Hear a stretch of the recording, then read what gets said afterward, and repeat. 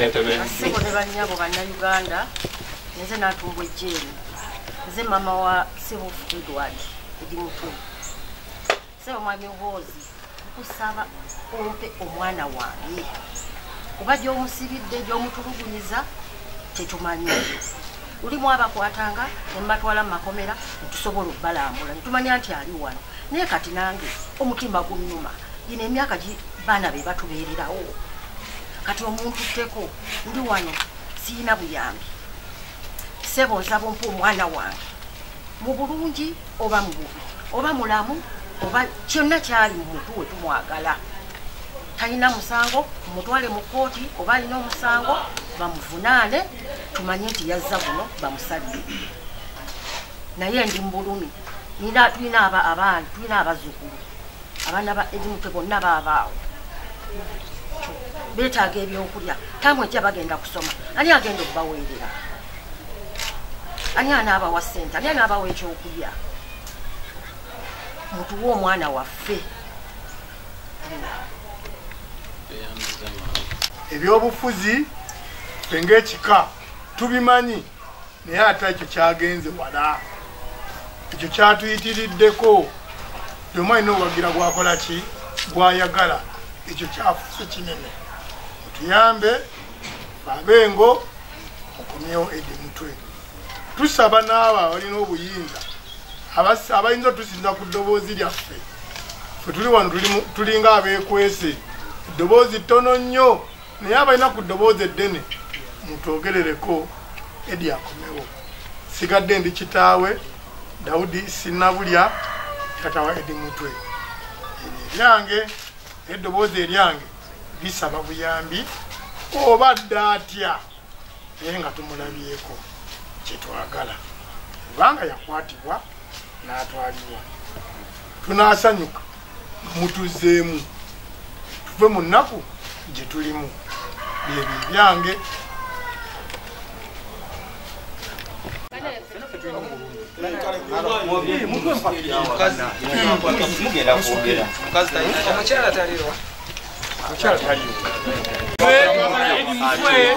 temukuleta mu tribalism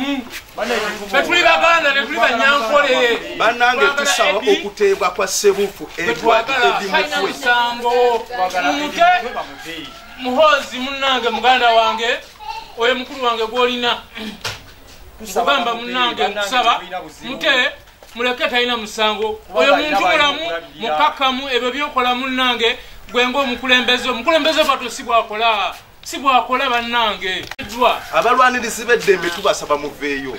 Edward Sebufu ateebwe tetunnabalaba abalwanirizi b'eddembe tetunnabalaba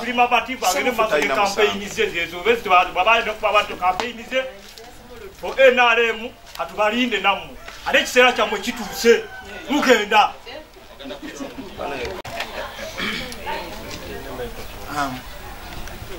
Erinnya nze omutaka Ssemumbwe Kayiwa Frank naze kojja wa Edimutwe kusookera ddala buli omu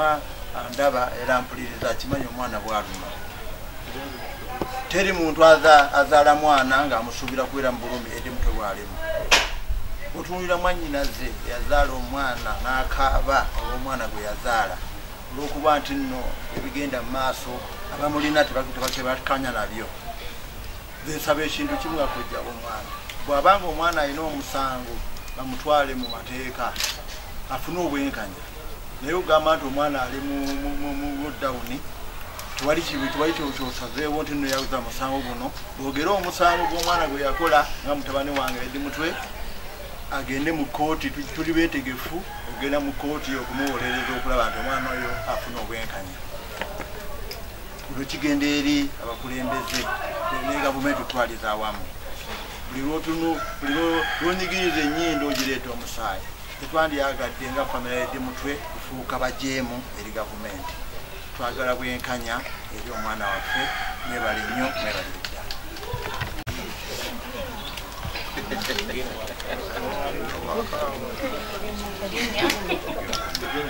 Erinnya nze Nabukodesi ndi muwala omukulu owa Ssebuufu Edward abasinga gwe mumanyi nga Eddie Mutwe. Ndi wano neera kungera okusaba taata wange bambi taata waffe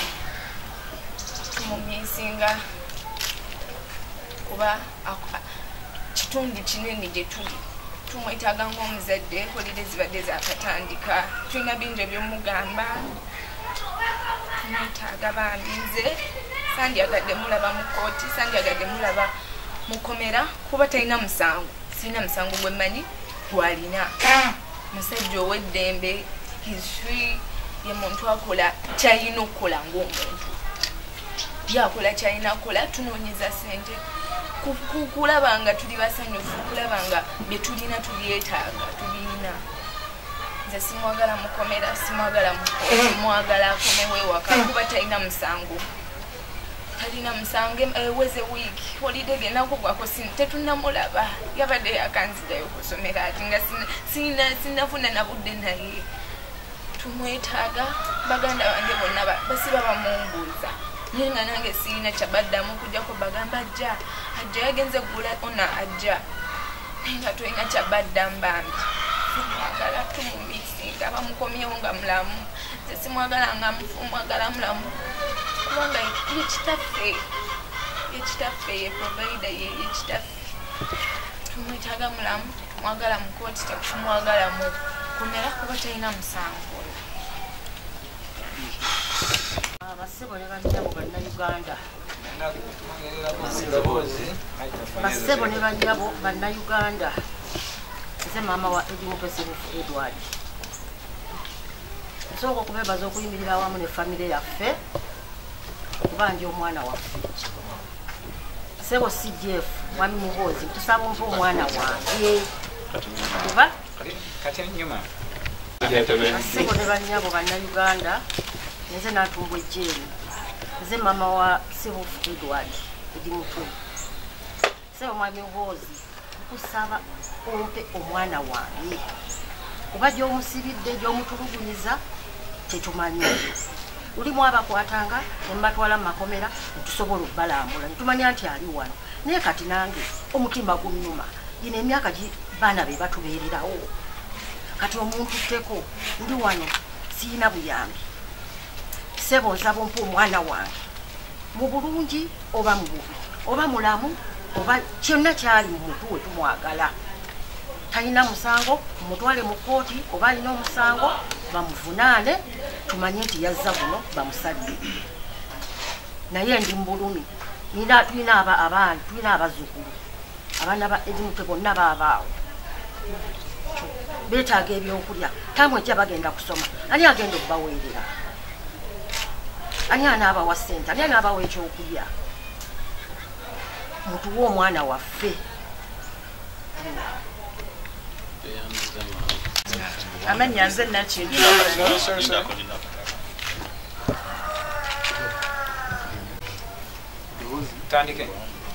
amanya nze Nakintu Suzani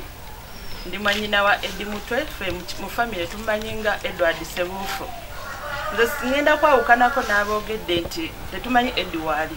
olwedde mwami Muhoozi yavuddeyo n'agamba amanyi ye yalina ki yalina Eddie kati nze nsaba mwami Muhoozi tubuulire ki kyewoyagala tukole oba ki kyotwetaagisa otuwe Eddie Mutwe kubanga Eddie Mutwe alina abaana alina omukyala alina obuvunaanyizibwa bwalina okukola nga taata ffe bannyina bye tutasobola ate kukola nga ye taliiwo maama asula akaaba talina mirembe olw'omwana mwami Muhoozi Eddie Mutwe talina wadde pisito talina wadde talina wadde akasaale mu nnyumba talina wadde mundu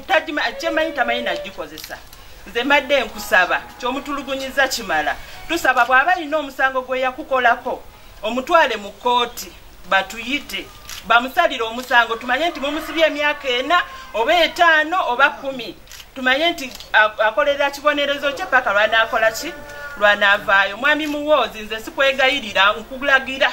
tuddiza omwana waffe kubanga talina musango era sirina kyenkwegayirirako kuba nze siri wa magye ate siri wa poliisi sirina kyendi naye Eddie mwannyinaze nina okwogera olw'obulumi bwenkola ki bwe nina nange nina abasajja abantambulirako simanyi na gye bava oba bakola mu gavumenti oba tebakola mu gavumenti simanyi naye nange bantambulirako olw'okuba ndi sisita wa Edi nange bannoonya nze sirina kyenina sirina mundu sirina ki nze mwami muwoozi sikusaba oba onnonannona sikusaba sikusaba wabula ndagira tuteera omwana waffe kyonna ky'omukozeeko kimala ky'omutulugunyiza kimala omusazeeko ebirevu oba obuyagala naye kuza ebibyo omusazeeko ebirevu obijjeeko mumalako eddembe lye mwami Museveni yagamba bannayuganda atuwadde eddembe okukola buli kyetukola kyetwetaaga okuwagira Bobi Wine si musango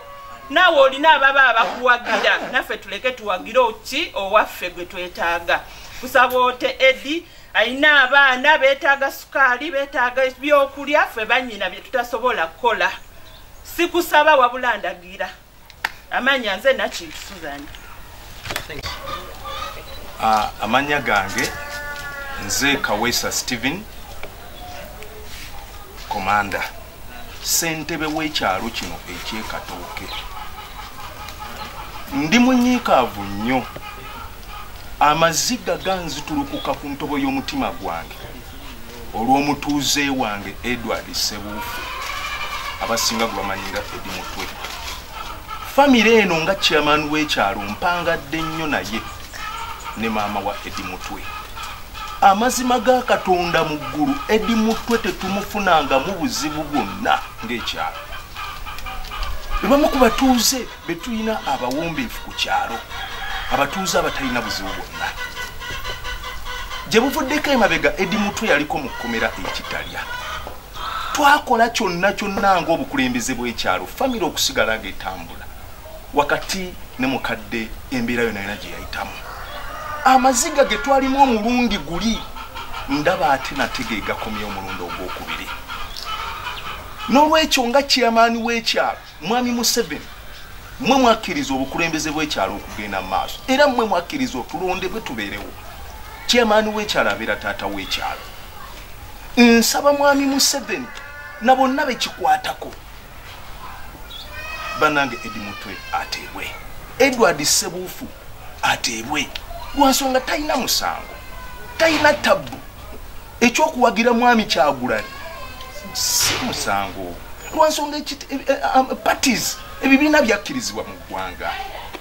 bwe banga biriwo mu bukyamu tusaba gavumenti erangirize biveewo otherwise abantu bali mu kubonaabona abantu bali mu kusibibwa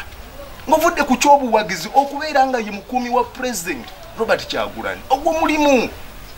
mu bulijjo mugamba abantu balikirawo okubeera idle ali paid to the maximum mulimu kuuma Kyagulanyi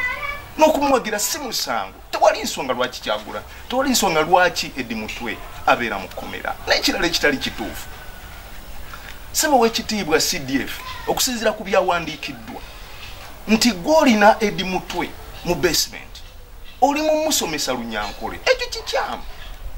One kati fit intermarriage weeri abantu twabawasa abaana ab'obuwala n'owana omukazi wange ali wano uyaawo mufumbira kyekimu kyonna they are westerners. So okugamba nti nno omuntu olina sooka mukunya omumaliko emirembe omuyigiriza Olunyankole kikyamu obanga aleetawo kye bayita tribalism ekintu ekitali kituufu. Fono mu Buganda kitegeeza Buganda kitegeeza tuganda tukuŋŋaanya bonna omuganda gwonna tetubafunangako tabbu yonna. So nkusaba mwami Muhoozi nkusaba mwami Muhoozi ekyo kanfukamire nga ssentebe w'ekyalo mulinjulira nga ssentebe w'ekyalo nga taata w'ekyalo nsaba mwami Muhoozi Ssebo CDF